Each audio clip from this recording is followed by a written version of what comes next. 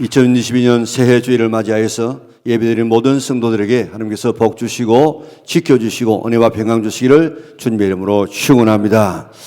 2022년 한 해뿐만 아니라 앞으로 평생 다니엘과 같이 빛나는 그런 인생을 살아가는 우리 은하계 온 성도들 될 수 있기를 바랍니다. 다니엘이라는 이름 뜻은 하나님은 나의 심판자다, 그런 뜻입니다. 다니엘이 태어날 때에 국제 정세가 얼마나 급박하게 돌아갔는지 모릅니다. 당시 쭉 내려올 때 최대의 강대 국가가 아수르였는데 신흥 바벨론이 일어나면서 그 아수르를 정복합니다. 그리고 그 아수르를 도와서 바벨론을 갖다가 견제하려고 에집트가 올라가서 갈그미스라는 곳에서 전투를 벌였는데 바벨론에게 대패를 하여서 중동의 지배권이 다 바벨론에게 넘어가게 되어졌습니다. 그 길목에 있는 유다도 바벨론의 침략을 받아서 성전의 보물들 다 빼앗기고 사랑받은 사람은 다 포로로 잡혀갔는데 그 중에 다니엘과 세 친구도 포함되게 되어졌습니다. 다니엘은 잡혀갈 때 아마 한 16살에서 한 17살 그 정도의 나이였는 것 같은데 그게 가지고 왜 잡아갔느냐? 물론 다른 사람도 많이 잡아갔지만은 이 왕족입니다. 왕족. 이 왕족 귀족의 자녀를 잡아갔는데 거기서 3년 동안 잘 교육시켜서 시험을 쳐서 이제 인재로 등록하기 위해서 잡아갔습니다. 그래서 이제 3년 동안 잘 이렇게 교육을 시켜 보았더니 소재들 가운데서 10배나 지혜가 뛰어났습니다. 왕의 꿈과 해석을 잘 해석해 주고 20세도 안 되는 왕이 너무너무 감탄해가지고 다니엘에게 어떻게 했는지 한번 볼까요? 우리 다니엘서 2장 46절을 보겠습니다. 이에 느부갓네살 왕이 엎드려 다니엘에게 절하고 명하여 예물과 향품을 그에게 주게 하니라. 아멘. 이걸 보세요. 느부갓네살 왕이 대단한 왕입니다. 나이도 많습니다. 그런데 다니엘 20살도 안 되는 이 다니엘, 이 포로로 잡혀온 다니엘에게 대제국의 왕이 엎드려 절냈습니다. 절. 그리고 명령하여서 예물과 향품을 그에게 주겠다고 했습니다. 47절에 보니까 네가 믿는 하나님이 참 하나님이다 하고 그 이방 사회 속에서 하나님을 찬양했습니다. 47절에 보면 왕이 다니엘을 높여서 온 지방을 다스리게 했습니다. 다시 말하면 총리로 삼았다는 것입니다. 그리고 지혜자의 어른으로 삼았습니다. 20살도 안 되는 사람을. 느부갓네살 왕 이후에 무로닥 왕이 또 등극하고 또 그 다음에 이어서 네리글로셀이라고 하는 왕이 등극하고 그 다음에 라바시 왕이 그리고 나보니수스라는 왕이 그리고 우리 성경에 나오고 있는 벨사살 왕이 되어졌습니다. 느부갓네살 왕 이후에 왕이 5번이나 바뀌었지만은 그의 총리직은 바뀌지 않고 계속 총리직을 합니다. 세월은 얼마 되느냐? 67년 동안 그 총리직을 계속했다고요. 자, 바벨론의 이 마지막 왕이 벨사살 왕인데 이 당시에 메대와 파사가 연합군을 형성해가지고 이 바벨론 성을 다 포위를 했습니다. 그런데 이 벨사살 왕은 너희들이 한번 와서 포위해 보아라. 우리가 무너지는가? 그리고 이제 출전하기 위하여서 큰 잔치를 베풀고 있었습니다. 자, 그때 벽에서 손가락 하나 쑥 나타나가지고 뭘 글자를 쓰는데 그 글자를 알아먹을 수가 없어요. 읽을 수가 없습니다. 그래가지고 태후의 도움을 받아가지고 다니엘을 불러오라고 했습니다. 다니엘을 불러와가지고 이게 무슨 글자냐? 뜻은 뭐냐? 그렇게 물었더니 메네메네 데겔 오바르신. 달아보고 재어보니까 모자라가지고 나누어버렸다. 심판해버렸다는 것입니다. 그때 벨사살 왕이 다리오를 어떻게 대우했는지 볼까요? 자, 다니엘 5장 29절입니다. 같이 읽습니다. 이에 벨사살이 명하여 그들이 다니엘에게 자주색 옷을 입히게 하며 금사슬을 그의 목에 걸어주고 그를 위하여 조서를 내려 나라의 셋째 통치자로 삼으니라. 아멘. 자, 이렇게 셋째 통치자가 되어지는 이런 엄청난 축복을 지금 받지 않습니까? 그날 밤에 바벨론의 벨사살 왕이 죽고 메데 파사의 다리오가 왕이 되어졌습니다. 나라가 바벨론에서 페르시아로 바뀌었습니다. 그런데도 불구하고 페르시아의 다리오 왕이 다니엘을 나라의 셋째 총리 중에 한 사람으로 세워주었다 이 말입니다. 다른 총리들이 다리오를 제거하려고 꾸민 음모 때문에 다니엘은 사자굴에 던져졌습니다. 그러나 하나님께서 사자의 입을 막으시고 살아나오게 만들었습니다. 모함에 있던 다른 두 총리와 그 가족들은 대신에 사자굴에 던져져서 사자의 밥이 되게 만들었습니다. 다니엘이 이제 혼자 총리로서 나라를 다스리게 되어졌다는 것입니다. 21절을 보면요, 다니엘은 고레스 왕 원년까지 있으니라. 70년 동안 그가 이렇게 나라가 바뀌어도 총리직을 계속했다는 것입니다. 왕이 바뀌었습니다. 심지어 나라가 바뀌었습니다. 그런 총리직을 70년 가까이 했다는 것입니다. 하나님의 살아계심을 만방에 보여주었습니다. 그 대단한 느부갓네살 왕이 그 앞에 무릎을 꿇고 절하기까지 했습니다. 그의 묘는 지금 이란의 수스라고 하는 도시에 있습니다. 이 수스는 옛날에 수산궁이 있던 곳입니다. 에스더에서 나오는 그 왕궁이 바로 그 궁입니다. 그런데 궁터는 완전히 폐허가 되어졌습니다. 그런데 다니엘의 묘마는 지금도 잘 보관되어져 있고, 이란 사람들은 이스라엘 사람들과 원수 아닙니까? 지금 원자탄을 만들어가지고 이스라엘을 아예 없애버리려고 하고 있는 이런 원수의 나라임에도 불구하고 자기 왕궁의 왕틀은 참담하게 훼손되도록 방치해놓고 자기 조상도 아닌 다니엘의 묘는 정성껏 관리하고 지금도 참배하고 있다고요. 우즈베키스탄의 사마르 칸트라고 하는 도시에는 다니엘의 가묘를 만들어 놓고 지금도 참배하고 있어요. 자, 다니엘은 어린 나이에 포로로 잡혀갔지만은 거기서 존경받게 되어졌습니다. 왕도 무릎을 꿇는 사람이 되어졌습니다. 70년 동안 총리직을 계속했습니다. 죽은 다음에도 이방인에게 이렇게 추앙을 받고 있습니다. 별처럼 빛나는 삶이 되어졌습니다. 물론 하나님의 섭리로 이런 은혜를 받았지만은 다니엘도 그와 같은 하나님의 은혜를 입을 만한 일들을 했습니다. 자, 그 비결이 뭔 줄 우리 한번 오늘 살펴보고자 합니다. 1장 8절에서 9절 우리 같이 한번 읽도록 하겠습니다. 다니엘은 뜻을 정하여 왕의 음식과 그가 마시는 포도주로 자기를 더럽히지 아니하리라 하고 자기를 더럽히지 아니하도록 환관장에게 구하니 하나님이 다니엘로 하여금 환관장에게 은혜와 긍휼을 얻게 하신지라. 아멘. 그가 이렇게 빛나는 인물이 되게 된 것은 뜻을 정하였기 때문이랍니다. 무슨 뜻입니까? 자기를 더럽히지 아니하리라. 무엇으로요? 왕의 진미와 마시는 포도주로 자신을 더럽히지 아니하리라. 뜻을 정했다고 했습니다. 당시 다니엘은 바벨론에 잡혀온 포로였습니다. 포로 신세에 왕궁에서 왕립학교에서 특별 대우를 받으면서 왕이 지정해 주는 이런 음식을, 왕이 내려주는 음식을 먹고 왕이 보내준 선생의 지도를 받아서 공부하는 것, 이게 특별한 특권이었습니다. 그저 이런 다른 사람은 상상도 할 수 없는 그런 대우를 받았습니다. 정말 감지덕지 않은 일입니다.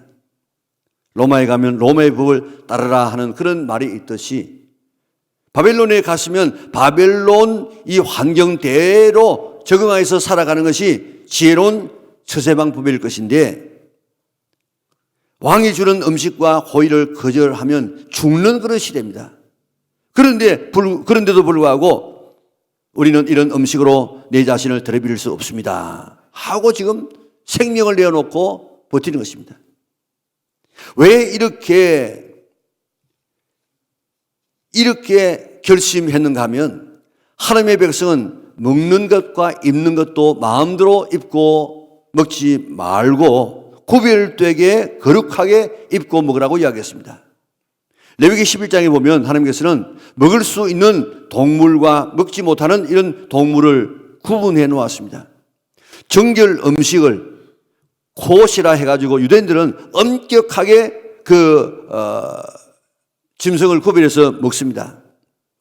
자, 지금도 성지순례 가게 되어지면 고기가 나올 때는 커피가 안 나와요. 커피에 뭘 타먹는가 하면 불임을 타먹는데 일반 이런 유제품이 들어갈 수 있기 때문에 어떤 경우에도 그 식당에서 고기 먹는 날에는 커피가 안 놉니다. 왜 그런가 하면 출애굽기 23장 19절에 보니까 염소 새끼를 그의 어미의 젖에 삶지 말라, 그런 말이 있어요. 그러니까 고기를 먹는데 이 염소의 새끼의 고기를 먹을 때에 혹시라도 그 어미의 젖이 불임을 통해서라도 들어올 수 있기 때문에, 만에 하나라도 할 수 있기 때문에 고기를 먹을 때는 절대로 커피를 안 마십니다. 얼마나 그 지독한 그런 민족인지 모릅니다. 그런데 왕의 진미에는 율법에 명시된 대로 요리되지 않을 수가 있습니다. 율법에 뭐라고 했는가 하면 고기를 먹되 피채 먹지 말아라. 우리는 저 고기를 갖다가 이렇게 구울 때 고기 육즙이 흐르지 않도록 하기 위해서 지금 요리하지 않습니까? 그런데 고기를 먹을 때는 완전히 피를 완전히 빼고 먹으라고 했는데, 왕이 내리는 이 음식에는 피를 빼지 않고 요리하는 고기들이 많았다고요. 또 율법에 부정한 동물을 먹지 말라고 했는데 돼지고기를 위시한 이런 이 고기들이 거기에 섞일 수 있습니다. 또 유대인들은 우상에게 바쳤던 음식은 부정한 음식으로 먹지를 않았는데, 왕이 내린 음식은 바벨론 신에게 일단 바쳤다가 나오는 고기이기 때문에 다 우상의 제물이 되었던 고기입니다. 그러니까 우상의 제물입니다. 이건 먹을 수 없는 것입니다. 자, 그래서 이런 것을 먹으면 자신을 더럽힐 수 있다. 그래서 이것을 안 먹기로 작정을 했는데, 이 안 먹겠다고 하면은 왕의 호의를 거절해가지고 죽입니다. 죽여. 그러니까 나는 죽어도 말씀대로 살다가 죽지, 내가 말씀을 어기가면서 나는 살지 않겠다, 이런 결심을 했다는 것입니다. 그러니까 하나님께서 환관장에게 은혜를 베풀어 주었습니다. 다니엘의 결심대로 채식을 할 수 있도록 허락해 주었습니다. 채식만 했지만은 그의 얼굴은 더욱 빛났습니다. 그리고 당시에 시험을 쳐보니까 그 수제들보다도 조금만 나아도 대단한 사람인데 수제들보다도 10배나 더 지혜로운 사람이 되어졌습니다. 거기에다가 하나님께서는 환상과 꿈을 깨달아 아는 지혜까지 허락하여 주었습니다. 뜻을 정하고 살았더니 이방 문화 속에서 동안되지 아니하고 오히려 이방 문화 속에서 하나님의 하나님됨을 보여주는 삶을 살았습니다. 하나님 앞에 영광을 돌렸습니다. 그 이유가 뭐라고요? 뜻을 정했다는 것입니다. 이방 사회 바벨론에 갔기 때문에 물결 치는 대로 되는 대로 적당하게 살았다라고 하면, 그럭저럭 살았다라고 하면 그렇게 끝날 인생이 되고 말았을 것인데, 다니엘은 뜻을 정하여서 살기로 결심했을 때 하나님이 그를 별처럼 빛나는 인생으로 축복해 주었습니다. 우리가 살고 있는 세상을 보세요. 참, 우리가 살고 있는 세상도 믿음 생활 바로 하기가 힘든 그런 세상 속에 살고 있습니다. 오스키니스라고 하는 학자는 정학이라고 하는 그의 책에서 우리 시대를 신앙의 변질을 요구하는 시대라, 그렇게 진단했습니다. 다니엘 시대는 신앙을 포기하도록 강요하는 시대였다고 하면, 지금은 신앙의 질을 변질시키는 이런 시대에 우리는 살고 있다는 것입니다. 다니엘 시대는 박해를 통해서 신앙을 포기하도록 만들었습니다. 기도하지 못하도록 만들었습니다. 사제관에 집어넣으려고 했습니다. 그런데 지금은 세속 문화를 통하여서 신앙을 변질시켜요. 신앙생활 제대로 하지 못하도록 교회 나가도 좋다, 그러나 좀 말씀대로 살지 말아라, 이렇게 우리를 지금 변질시키고 있습니다. 세속 문화의 특징이 여러 가지가 있겠지만 두 가지 말을 한다고 하면, 하나는 돈이고 하나는 육신의 쾌락입니다. 모든 가치관을 다 돈에다가 두고, 돈에다가. 모든 사람의 관심이 육신의 쾌락에 지금 있습니다. 이런 세상 속에서 어떻게 살 것인가, 뜻을 정하지 않고 살면, 되는 대로 살면 우리의 신앙을 지켜나갈 수 없는 이런 시대에 우리가 살고 있습니다. 하나님의 자녀로 살 것인가, 세상 풍조를 따라 살 것인가, 사명자로 살 것인가, 편안하게 안일하게 되는 대로 살 것인가, 하나님의 영광을 위해서 살 것인가, 사람의 인정을 받고 사람의 칭찬을 받고 사람의 눈치를 보면서 살 것인가, 우리는 선택해야 되는 시대에 살고 있습니다. 저절로 믿음 생활이 되어지든가요? 저절로 기도가 잘 되어지든가요? 저절로 성경이 읽어지든가요? 저절로 주일이 지켜지든가요? 안 됩니다. 결심하고 또 결심하고 주님을 의지하고 노력해야만 세속에 물들지 아니하고 세상의 영향권에서 벗어나서 믿음 안에서 참 신앙생활을 할 수 있는 시대에 우리는 살고 있습니다. 다니엘이 생명을 걸고 뜻을 정해서 살았던 것처럼 신앙의 선배들도 그런 뜻을 정했기 때문에 승리자들이 될 수가 있었지, 그저 되는 대로 살았으면 그들의 이름도 기억할 수가 없을 것입니다. 앤드루 보나는 평생 세 가지 원칙을 가지고 살았다고 하지 않습니까? 첫째로, 하나님께 말씀드리기 전에는, 하나님 앞에 기도하기 전에는 누구하고도 이야기하지 않는다. 내가 하나님 앞에 무릎 꿇기 전에는 어떤 일도 하지 않는다. 내가 성경을 읽기 전에는 어떤 글도 읽지 않는다.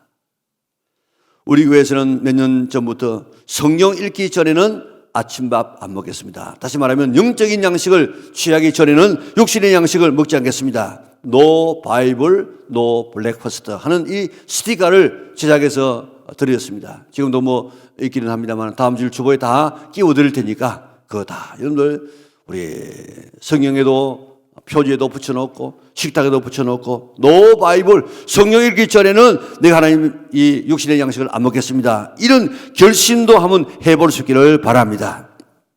미국의 10대 재벌 가운데 한 사람이었던 아드 미다스라고 하는 사람은 선교재단을 설립하면서 7억 달러를 헌금했습니다. 이름을 7억 달러, 1억 달러가 얼마입니까? 1200억 원이 되어집니다. 그런데 한국의 대학생 선교단체를 위해서 50만 달러를 헌금하기도 하지 않았습니까? 어느 기자가 그에게 성공적인 인생을 살게 된 비결이 뭡니까? 그렇게 물었더니 그는 이야기했습니다. 나는 5가지의 원칙을 가지고 살아봤다. 첫째로 온전한 조율 성수다. 온전한 조율 성수. 그저 대강하는 것이 아니고 어느 곳에 가니까 복권 1등 당첨될 뻔했던 집 그렇더라고요. 그러니까 아마 이 집에 사면 복권이 당첨될 것 같은 그런 뉘앙스가 있어요. 그런데 그게 당첨됐다는 말입니까? 안 됐다는 말입니까? 안 됐어요. 서울대학에 합격할 뻔했던 사람 됐습니까? 안 됐습니까? 안 됐어요. 주일 성수를 거의 했던 사람, 안 한 사람이 안 한 사람. 주일 성수도 우리가 한 번 예배 드림으로 끝났지 말고 예배도 참여하고 모든 우리 하루를 갖다가 주님 앞에 온전히 드릴 수 있는 이런 주일 성수를 할 수 있기를 바랍니다. 온전한 11조 생활, 하루의 첫 시간을 기도로 시작하는 생활, 가정의 주인을 주님으로 모시는 생활, 시간과 돈을 선한 사업에 사용하는 이 5가지가 오늘 나를 성공적으로 이끌었다. 이런 사람들이 그렇게 하면 나도 한번 그렇게 해봐야지, 이런 마음이 좀 생겨야 돼요. 링컨이 그렇게 열악한 가운데서 그렇게 위대한 인물로 바뀌어진 이유가 뭡니까? 그의 신앙의 10계명이 지금 여기에 나와 있지 않습니까? 우리 조보에다 기록해 놓았기 때문에 같이 한번 읽어볼까요? 우리 같이 한번 읽겠습니다. 링컨의 신앙 10계명 같이 읽습니다. 1. 나는 주의를 거룩하게 지키며 예배 생활에 힘쓸 것이다. 2. 나는 날마다 하나님의 말씀인 성경을 묵상하고 그 말씀을 실천할 것이다. 3. 나는 도움을 베풀어 주시는 하나님 아버지께 날마다 겸손히 기도할 것이다. 4. 나는 나의 뜻이 아니라 하나님의 뜻에 순종할 것이다. 5. 나는 하나님께서 베풀어 주신 은혜를 기억하며 감사할 것이다. 6. 나는 연약하지만은 하나님의 도우심을 의지할 것이다. 7. 나는 하나님만을 높여드리고 그분께만 영광을 돌려드릴 것이다. 8. 나는 하나님 안에서 우리 모두는 자유하며 평등하다고 믿는다. 9. 나는 형제를 사랑하고 이웃을 사랑하라는 주님의 명령을 실천할 것이다. 10. 나는 이 땅 위에 하나님의 진리와 공의가 실현되도록 기도할 것이다. 아멘. 이 링컨의 결심이 뭐 특별한 결심입니까? 예배 잘 들 것이다, 말씀대로 살 것이다, 기도할 것이다, 순종할 것이다, 감사할 것이다, 사랑할 것이다. 이것은 신앙의 가장 기본입니다. 기본. 특별한 것이 없습니다. 그러나 기본적이지만은 이것이라도 우리가 결심하고 실천하게 되어지면 위대한 삶을 살 수 있다는 것입니다. 결심이 이렇게 중요합니다. 이렇게. 그것도 글로서 써서 붙이고 기도하면 우리는 더 놀라운 결과를 가져옵니다. 예일 대학에서 1983년에 우리 대학을 졸업한 학생들이 어떻게 살고 있는가 하면 조사를 했답니다. 30년 전에 1953년에 졸업한 학생들을 중심으로 해가지고 조사를 해보았더니 졸업생 중에 3%는 세계적인 인물이 되어 있더랍니다. 10%는 미국에서 유명한 인물이 되어 있더랍니다. 60%는 그럭저럭 살고 있더랍니다. 27%는 그렇게 좋은 대학을 나오고 그렇게 좋은 부모님의 이 가문에서 생활하고 그렇게 백인일지라도 다른 사람에게 도움을 받고 국가의 도움을 받아야만 살아갈 수 있는 이런 겨우 살아가는 사람이더랍니다. 그 이유를 연구해 보았더니 10%, 3%의 사람들은 세계적으로 미국에서 유명한 사람이 되게 된 것은 글로서 비전과 결심을 써서 붙여놓고 그렇게 날마다 보면서 노력한 사람이고 60%의 사람, 그럭저럭 살아가는 사람들은 그저 비전이 있지만은 결심이 있지만은 그런 마음에만 결심하고 비전을 가지고 있는 사람. 그리고 27%의 사람들은 비전도 꿈도 결심도 없이 그저 되는 대로 살았던 사람이다 하는 이런 결론을 내리게 된 것입니다. 삶의 목표를 설정하고 뜻을 정하고 그 뜻을 기록하고 노력하는 것과 되는 대로 사는 자의 이 삶의 결과가 얼마나 현저한지를 우리에게 보여주는 통계입니다. 우리도 새해를 출발하면서 금년 한 해의 목표를 세울 수 있기를 바랍니다. 그리고 서시기를 바랍니다. 기도하시기를 바랍니다. 그러면 정말 멋있는 삶을 살아갈 수가 있습니다. 오늘 여러분들에게 주보의 결심 카드를 드렸습니다. 그 이름들 버리지 말고 내가 지금 어떻게 생활할 것인가 이름을 나름대로 거기다가 영표도 하고 또한 이름을 나름대로 거기다 한번 써가지고 한 해를 살아보시기 바랍니다. 완전히 다른 삶을 살게 될 것입니다. 우리도 다니엘처럼 뜻을 정해보시기를 바랍니다. 다니엘이 정한 뜻이 뭡니까? 먹고 마시는 것으로 나를 더럽히지 아니하리라. 그렇게 결심했습니다. 우리가 먹고 마시는 것으로 더럽혀질 뿐만 아니라 우리의 눈과 귀로 더럽혀질 수도 있습니다. 먹는 것, 마시는 것 깨끗하게 먹고 마셔야 됩니다. 이것은 우리의 경건 생활하고 밀접한 관계가 있기 때문입니다. 담배는 20세기에 내린 최대의 천벌이라 그런 말이 있습니다. 담배 때문에 1년에 죽는 사람 숫자가 세계적으로 얼마나 되는 줄 아십니까? 500만 명. 지금 그작년에 2년 동안에 코로나 때문에 죽은 사람이 몇 명인 줄 아십니까? 400만 명이에요. 그렇게 떠들썩하면서 그래 해도 1년에 한 200만 명이 죽었다. 200만 명. 그것도 뭐 대단한 숫자지요. 그런데 담배 때문에 1년에 죽는 숫자가 500만 명이라. 폐 조직 가운데서라도 DNA가 가장 손상을 많이 입는 시간은 어려서 담배를 피우면 치명적이라는 것입니다. 담배 연기 가운데는 6,000가지의 화학물질이 뿜어나오고 44가지의 이런 발암물질이 거기서 나옵니다. 술로 인한 국가적인 손실은 상상이 안 되어집니다. 대부분의 교통사고가 음주운전 때문입니다. 저 교도소에서 수감되는 사람, 많은 사람들이 다 술 때문입니다.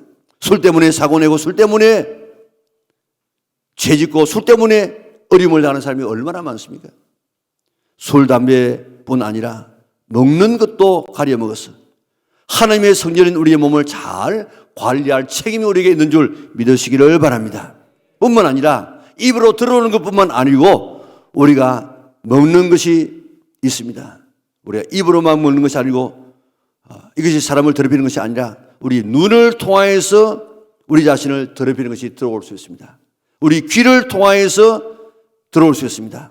SNS라든지 인터넷을 통해서든지 스마트폰을 통해서라든지 글을 통해서라든지 영화를 통해서라든지 홍수처럼 밀려다니는 이런 동영상들 우리 삶을 얼마나 지금 더럽히고 있는지 모릅니다. 오늘 이런 모든 것이 우리를 지금 더럽히고 있는데 우리의 몸을 통해서라도 더럽히는 것이 얼마나 많습니까? 이런 것들이 나를 더럽히지 않도록 결심할 수 있기를 바랍니다. 결심하지 않고 살면 나도 모르게 내 자신이 점점 더러워진다고요. 입으로 들어오는 것, 눈으로 들어오는 것, 귀로 들어와서 내 자신을 더럽히는 것이 있다고 하면 지금 그것을 먹지 않기로 결심하시기를 바랍니다. 보지 않기로 결심하시기 바랍니다. 듣지 않기로 결심할 수 있기를 바랍니다. 그래야만 내가 산다고요. 먹지 않기로 결심하라고 하니까 아무 대답 없네요. 먹을 모양이네요. 보지 않기로 결심하라고 하니까 아무 대답 없네요. 듣지 않기로 결심하라고 했는데 아무 대답 없어. 이제 먹지 않고 보지 않고 듣지 않기로 결심할 수 있기를 바랍니다. 그래야만 우리가 이렇게 결심해야만 자신이 깨끗하게 성결하게 살아갈 수 있다고요. 다음은 다니엘은 말씀대로 살기로 결심했습니다. 이스라엘 나라가 망하고 포로 신세가 된 이유가 뭐겠습니까? 1장 2절을 보면요, 주께서 여호야김 왕 때에 하나님의 전의 그릇과 사람들을 느부갓네살의 손에 넘겼다 그랬습니다. 하나님께서 바빌론의 포로가 되게 했다는 것입니다. 그 이유가 뭡니까? 나라가 망한 이유가 뭡니까? 포로되게 한 이유가 뭡니까? 역대하 36장 15절 16절 우리 같이 읽겠습니다. 그 조상들의 하나님 여호와께서 그의 백성들과 그 거하시는 곳을 아끼사 부지런히 그의 사신들을 그 백성에게 보내어 이르셨으나 그의 백성이 하나님의 사신들을 어떻게 해요? 비웃고 그의 말씀을 멸시하며 그의 선지자들을 욕하여 여호와의 진노를 그의 백성에게 미치게 하여 회복할 수 없게 하였으므로. 아멘. 자, 그래서 17절에 보니까 바벨론 왕의 손에 넘겨서 모든 사람을 죽이고, 18절에 보니까 성전과 왕궁의 보물을 다 바벨론으로 가져가고, 19절에 보니까 성전과 궁을 다 불사르고, 20절에 보니까 칼에 살아남은 자는 포로로 끌고 갔더라. 나라가 망한 이유가 뭐라고요? 부지런히 선지자를 보냈어요. 이스라엘 백성들과 예루살렘을 아껴가지고 부지런히 보냈는데 그 선지자의 말을 어떻게 했다고요? 비웃었어요. 멸시했어요. 그리고 욕했어요. 뭐 했다고요? 첫째로 말씀을 듣고 비웃었어. 두 번째로는요, 멸시했어요. 세 번째로 뭐 했다고요? 욕했어. 그래가지고 하는 말씀을 안 들었습니다. 말씀대로 살지 않았기 때문에 다니엘은 말씀대로 살기로 결심했다. 말씀대로 안 살아가지고 나라가 망했기 때문에 이제 우리가 사는 길은 말씀대로 사는 것이구나. 그렇게 말씀대로 살기로 결심했다는 것이 결심. 죽어도 말씀대로 살기로 결심했다는 것입니다. 이제부터 말씀을 읽고 말씀을 듣고 말씀을 묵상하고 말씀을 외우고 연구하고 실천하기로 결심하는 성도들 되시기를 바랍니다. 읽기만이라도 할 때는 읽기를 막 하고, 듣는 시간, 듣는 기회가 되어지면 들으려고 애를 쓰고, 배우는 시간이 있으면 배우려고 애를 쓰기로 결심하였어. 우리 한 말씀이라도 더 들어서 깨닫고 실천하리라 결심할 수 있는 우리 영락의 온 성도들 되시기를 바랍니다. 또 무엇을 결심했느냐? 다니엘은 기도하기로 결심했습니다. 우리 다니엘서 9장 1절에서 3절 같이 읽겠습니다. 메대 족속 아하수에로의 아들 다리오가 갈대아 나라 왕으로 세움을 받던 첫 해, 곧 그 통치 원년에 나 다니엘이 책을 통하여 여호와께서 말씀으로 선지자 예레미야에게 알려주신 그 연수를 깨달았나니 곧 예루살렘의 황폐함이 70년 만에 그치리라 하신 것이라.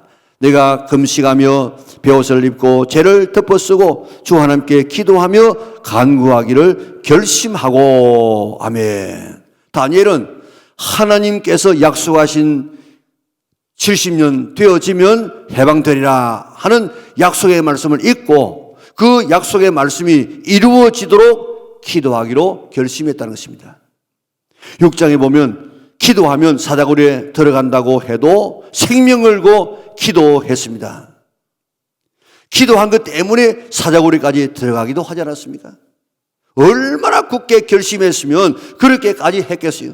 그러니까 느부갓네살 왕이 꿈도 해석하게 해주었고 70일의 엄청난 예언도 받게 되어졌고 사자굴에서 살아나오기도 해주시고 70년 동안 총리가 되게도 해주었습니다.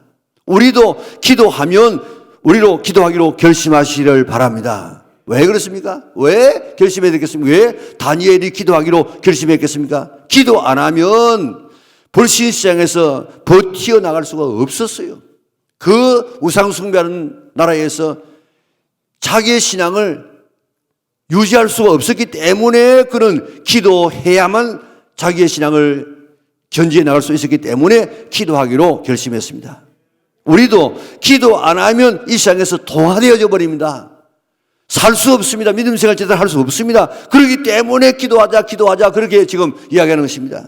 우리 이 세상에서 버텨나가고 승리할 수 있기 위하여서 늘 기도 결심할 수 있기를 바랍니다. 나는 매일 어느 정도 기도하리라.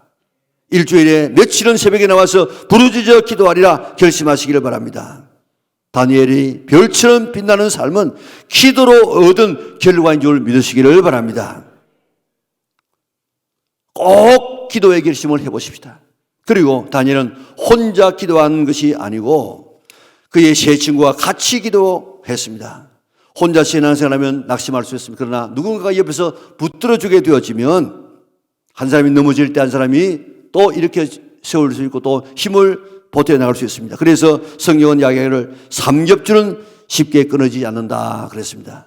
우리의 삶의 현실이 신앙을 변질시키는 이런 세속 문화 속에 살고 있습니다. 들려지는 것, 보여지는 것 전부가 다 우리의 죄성을 충동하고 우리를 더럽히는 이런 세상 속에 살고 있고 우리의 신앙을 떨어뜨리는 이런 세상 속에 우리가 살고 있습니다. 그런 가운데서도 승리했던 다니엘을 본받아서 동화되지 말고 변화시키는 별같이 빛나는 삶을 살기 위하여서 우리는 뜻을 정하시기를 바랍니다. 결심할 수 있기를 바랍니다. 다니엘처럼 말입니다. 이 세상 먹는 것, 보는 것, 듣는 것으로 내 자신을 더럽히지 아니하리라. 오늘 뜻을 딱 정하십시다. 말씀을 읽고 듣고 깨닫고 말씀대로 살기로 하면 결심하시기를 바랍니다. 어떤 어려움 가운데서라도 기도하기로 결심하시기를 바랍니다. 그리고 실천하기로 결심하시기 바랍니다. 그 결심 혼자 하지 말고 목장에서 같이 결심해서 한 사람이 넘어질 때 이렇게 줄 수 있는 친구가 있어야 됩니다. 이런 결심이 하늘을 빛나게 할 뿐만 아니고 평생을 빛나게 할 수가 있습니다. 이제 결심해서 다니엘과 같이 아름다운 삶을 살아서 하나님 앞에 영광을 돌리고 다른 사람에게 복을 나누어 주고 또 이 땅에 살아갈 때 정말 우리가 하나님 참 내가 주의 뜻대로 살았습니다 하고 하나님 앞에 감사할 수 있는 우리 은하계 온 성도들 될 수 있기를 주님의 이름으로 축원합니다. 우리 그런 노래 있지 않습니까? 주님 뜻대로 살기로 했네. 한번 불러볼까요? 주님 뜻대로 살기로 했네. 주님 뜻대로 살기로 했네. 주님 뜻대로 살기로 했네. 뒤돌아서지 않겠네. 주님 뜻대로 살기로 결심할 수 있기를 바랍니다. 뒤돌아서지 않기를 바랍니다. 그래서 다니엘처럼 빛나는 아름다운 인생을 살아가는 우리 영락의 온 성도들 될 수 있기를 주님의 이름으로 축원합니다.